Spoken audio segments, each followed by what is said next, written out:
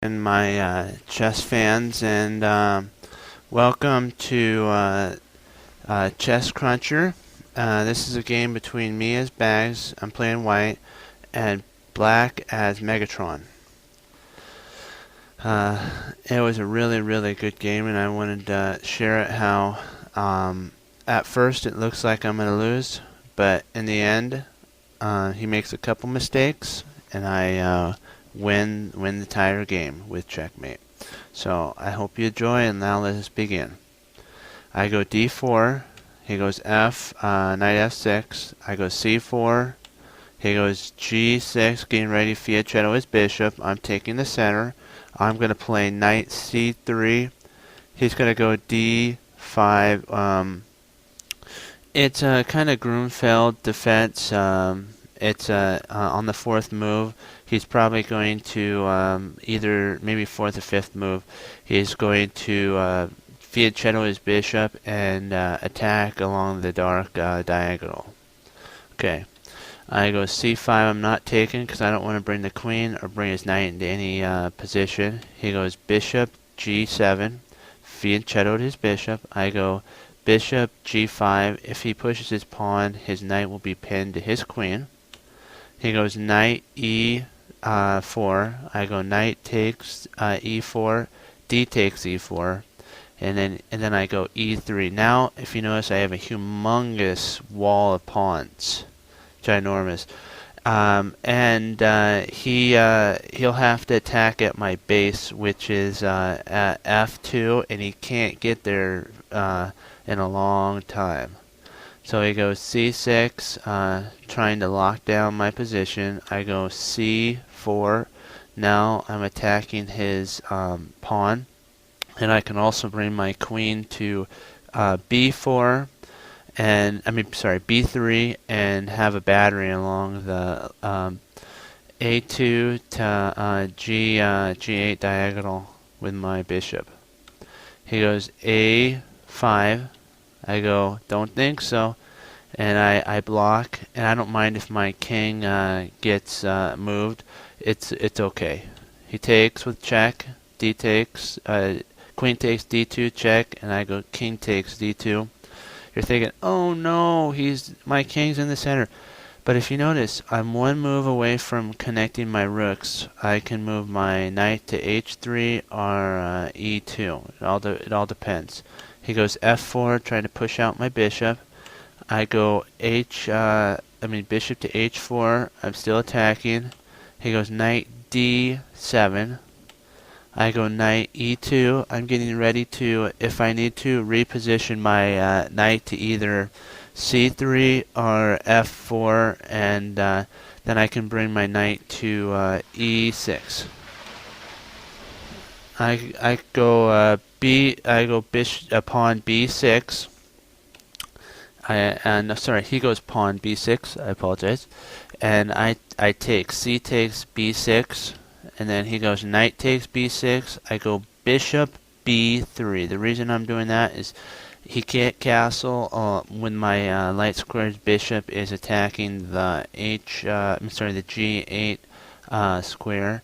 And remember, with castling, you can't castle into check. He goes e6. I go knight c3, attacking the e4 pawn. He goes f5. I go bishop to g3. The reason is I now can bring my bishop to, if I needed to, d6, and again attack his the spot. So if my light squared bishop gets kicked out, my dark squares hold that position, so he can't castle. And even if he brings his bishop, like remember the bishop that's at g7 to f8, I could take, and then he would have to take with his rook, and again he would lose castling. So the position, if I move my bishop to d6, would be a good spot, and that's exactly what I do. So now he's in trouble. He goes d7. I go, don't think so, baby. And I go bishop to c5, and he can't kick out that bishop ever. even if, let's say, he moves his bishop to f8, I could play bishop takes f8, and he'll have to play rook, and he has a very bad position. He goes a6. I go, don't think so, and I go knight takes d5. Now there's nothing that can kick my bishop out. He's all locked in. My bishops are on beautiful diagonals, and it's ready to take down. I go bishop to a4 check. He has to move. Then I go rook a c1 because his king is now on the same file as my rook, and I can do a discovery. I can move my dark squared bishop anywhere that I want it to be. He goes king d8. I go bishop to b4. The reason is I can reroute my bishop to a5 and attack his king.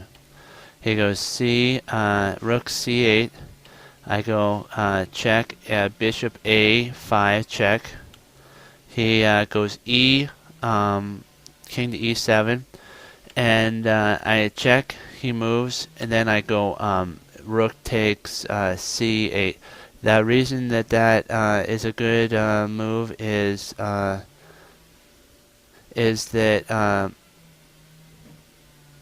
I now he'll have to bring his rook over, and then I can bring my from his rook from h8 to take the my rook at c8, and then I can bring my rook at h1 all the way to c1, and that could trade off pieces. My position's a lot better. I have I have a passed pawn on the queen side. If you notice, his pawns are all locked down. Everything is really good. He does exactly what we talked about. Takes, and then he goes e5. I go pawn takes. He goes takes. Bishop takes e5, and then I go g3, locking down everything. He goes king e7, e6. I go bishop b3, and because I don't want to double any of my pawns, and that'd be horrible. Right now, I can push my pawns and get a pass pawn. He goes g5. I go king d2. He goes bishop b5. I go bishop a3. He goes a5. I go bishop c2. He goes a4. I go b3, trying to get a pass pawn. He obliges me with that. A takes, and then I play bishop takes b3. The reason is now I'm also pinning his pawn at d4, d5, and I can move my dark squared bishop anywhere I need to, and it's protected all the way up to a5, if you notice. Sorry, a5, yeah, correct. And then I can move my king up and start trading off pieces, and I'll be able to take all of his pawns on the king side. He goes h5, trying to stop that. I go bishop to d1, attacking. He goes bishop c4. I go back. I'm like, trade with me. Come on, trade. Because then I can start walking my pawn up. He goes d6. I take. He takes. Then I take, and now I have a king at c3, and it's blocking in his c4 pawn. And I'm gonna allow him to take my a pawn. Then I'm gonna take his c4 and walk my king over to the king side and start snapping off pawns. He goes king c5. I go a4. He goes h4, sorry. I go a5. He goes king b5. I go a6. He goes king takes a6. I go king takes c4. He goes h takes g3. The reason then I take back h takes g3. Now he can't get to his pawns in time. Now it's I'm gonna gobble up all of his pawns and win the game. He goes king b6. I go king d5. He goes king c7. I go king e5. He goes f4. I go king f5. He goes f takes g. You're like, oh no, no. Now I could take any of the pawns. He goes king d6. I go king takes g5. Then I go king h5. I'm going to start walking the pawn up. G4, king g5. My pawn goes g5. He goes king h7. Right by now we're both in time trouble and we're just moving. And I have a bit better superior plan. He goes king g6. I go king f4. He goes king h5. I go king f5. He goes king h4. I go g6. He goes I go g7. He goes king f3. I go g8, and I go bang, bang, queen. Now he goes king takes e3. I don't mind because I go bang, e8. Now wherever he moves, I could take the pawn. He moves d3. I go bam. I go queen takes e4 check. He goes c3. I go don't think so. King f4. I'm starting to block him in, getting ready for the checkmate, baby. He goes king d4.